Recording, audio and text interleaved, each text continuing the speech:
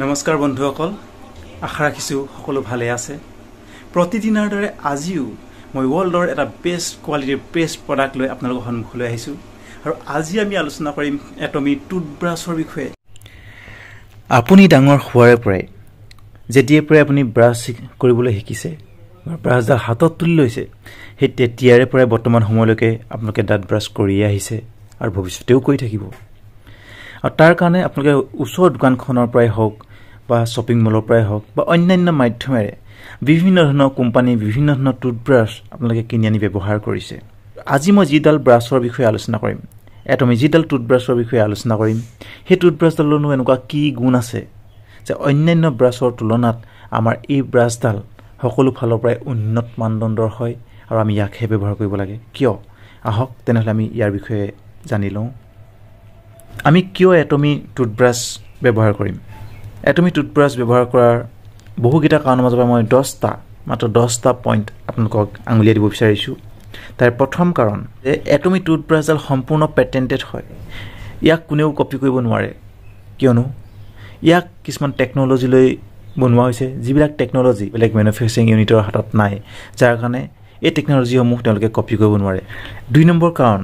এটমি toothbrush carry আৰু কোলমাৰৰ product হয় carry আপোনালোকে জানে ৱৰ্ল্ডৰ 2 নম্বৰ ৰেংকত থকা এটা ৰিচাৰ্চ চেণ্টাৰ আৰু মানৱ শৰীৰৰ ওপৰত ৰিচাৰ্চ কৰা ৰিচাৰ্চ চেণ্টাৰসমূহৰ ভিতৰত ৱৰ্ল্ডৰ 1 নম্বৰ ৰিচাৰ্চ চেণ্টাৰে হৈছে কেৰি গতিকে তেনেকুৱা এটা ৰিচাৰ্চ চেণ্টাৰে ৰিচাৰ্চ কৰা প্ৰডাক্ট হয় আমাৰ এই এটমি টুথব্ৰাছডাল 100 বছৰতকৈ অধিক পুৰণি 100 বছৰতকৈ অধিক অভিজ্ঞতাৰে পুষ্ট অভিজ্ঞ সম্পন্ন এটা মেনুফেকচাৰিং ইউনিট হৈছে কোলমাৰ তেনেধৰণৰ বিশ্বৰ দুটা আগশাৰী প্ৰতিষ্ঠানৰ দ্বাৰা তৈয়াৰ কৰা এই টুথব্ৰাছডাল পিছৰ কাৰণটো হৈছে কি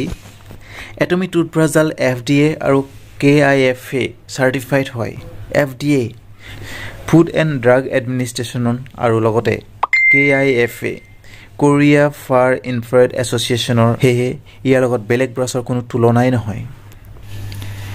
এটমি টুথব্ৰাছ 99.9% পিয়ৰ গোল্ড পাউডাৰ ব্যৱহাৰ কৰি বনোৱা হৈছে ইয়াক গতিকে ই সম্পূৰ্ণৰূপে এণ্টিবেক্টেৰিয়েল হৈ থাকে ইয়াত কেতিয়াও বেক্টেৰিয়া জমা হ'ব নোৱাৰে বেক্টেৰিয়া বাহ ল'ব নোৱাৰে আৰু এটমি টুথব্ৰাছ আপুনি সম্পূৰ্ণ 12 মাহলৈকে ব্যৱহাৰ কৰিব পাৰে মানে 1 বছৰ আমি বজাৰৰ পৰা যিবিলাক টুথব্ৰাছ কিনি আনো সেইবিলাক কি কৰোঁ ডক্টৰে পৰামৰ্শ দিয়ে 3 মাহ খুব বেছি আমি 3 মাহ ব্যৱহাৰ কৰিব লাগে তথাপিতো আমি টানি টুনি 6 মাহ ব্যৱহাৰ কৰে বহুতে এটমি টুথব্ৰাছডাল আপুনি 1 বছৰ 12 মাহলৈকে ব্যৱহাৰ কৰিব পাৰিব কোনো অসুবিধা নোহোৱাকৈ সি নতুনৰ নিচিনাই হৈ থাকে যিহেতু আমাৰ এই টুথব্ৰাছডাল সম্পূৰ্ণৰূপে এণ্টিবেক্টেৰিয়েল হয় আপুনি কিনাৰ অৱস্থাত ইয়াক যেনেধৰণে আপুনি পাব 6-7 মাহ ব্যৱহাৰ কৰাৰ পিছত সেই একেই হৈ থাকে ইয়াত কোনো বেক্টেৰিয়া বাহ ল'ব নোৱাৰে আমি বজাৰৰ পৰা কিনি অনা টুথব্ৰাছবিলাকৰ কি হয় আপুনি ব্ৰাছ কৰাৰ পিছত যেতিয়া 4-5 দিন ব্ৰাছ নকৰাকৈ থৈ দিয়ে তেতিয়া দেখা পাব আপুনি সেই ব্ৰাছডালৰ তলৰ ভাগত ভেকুৰৰ নিচিনা কিছুমান বগা বগা চামনি পৰি থকা দেখা পায় এইবিলাক হৈছে বেক্টেৰিয়া আৰু এই বেক্টেৰিয়াবিলাক আমাৰ পেটৰ ভিতৰলৈ গৈ আমাৰ পেটৰ ভিতৰত বিভিন্ন ধৰণৰ বেমাৰ আজাৰ সৃষ্টি হ'ব পাৰে পেটৰ বিষ হ'ব পাৰে গেছৰ সমস্যা হ'ব পাৰে পায়খানা হ'ব পাৰে এনেকুৱা ধৰণৰ সমস্যাৰ সৃষ্টি হয় এই বেক্টেৰিয়াবিলাকৰ কাৰণে কিন্তু এটমি টুথব্ৰাছডাল সম্পূৰ্ণৰূপে এণ্টিবেক্টেৰিয়েল হয় ইয়াত বেক্টেৰিয়া জমা হ'ব নোৱাৰে গতিকে আপুনি ব্ৰাছ নকৰাকৈ যদি থৈও দিয়ে যেনেকুৱা হৈ আছিল নতুন অৱস্থাত তেনেকুৱাই হৈ থাকিব নিজে নিজে বেক্টেৰিয়া ধ্বংস কৰি থাকে আৰু এটমি টুথব্ৰাছ সম্পূৰ্ণৰূপে হাইজেনিক হয় ইয়াত যিহেতু কোনো ধৰণৰ প্লাষ্টিক ব্যৱহাৰ কৰা হোৱা নাই কিন্তু এটমি টুথব্ৰাছডাল ব্যৱহাৰ নকৰাৰ পিছত যদি আপুনি পেলাই দিয়ে মাটিত তেনেহ'লে 3-4 মাহৰ পিছত সি মাটিৰ লগত মিলি যায় মাটিৰ লগত মিহলি হৈ যায় অৰ্থাৎ ই পৰিৱেশ নষ্ট হোৱাৰ পৰা পৰিৱেশ দূষিত হোৱাৰ পৰা ই ৰক্ষা কৰে পৰিৱেশ প্ৰদূষণ ৰোধ কৰে নন ৰাবাৰ মেটেৰিয়েল আৰু ডায়মণ্ড কাট হয় প্লাষ্টিক নাই ৰবৰেদি বনোৱা নাই যাৰ কাৰণে ই মাটিৰ লগত সম্পূৰ্ণৰূপে মিলিত হৈ যাব পাৰে এটমি টুথব্ৰাছডাল ছফ্ট আৰু ছুপাৰ স্লিম হয় বজাৰৰ পৰা কিছুমান টুথব্ৰাছ আমি পাওঁ এইবিলাক খুব হাৰ্ড হয়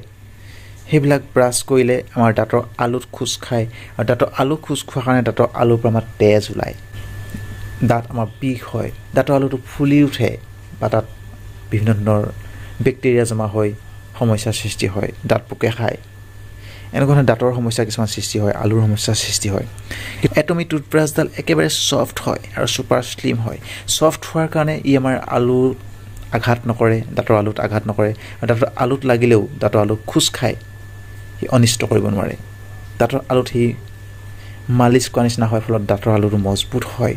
আমাৰ দাঁতটোক টানকৈ খামুচ মাৰি ধৰে, ফলত দাঁত সহজে লৰচৰ নহয়, দাঁতৰ আলুৰ পৰা তেজ নোলায়। তাৰোপৰি ছুপাৰ শ্লিম হয়।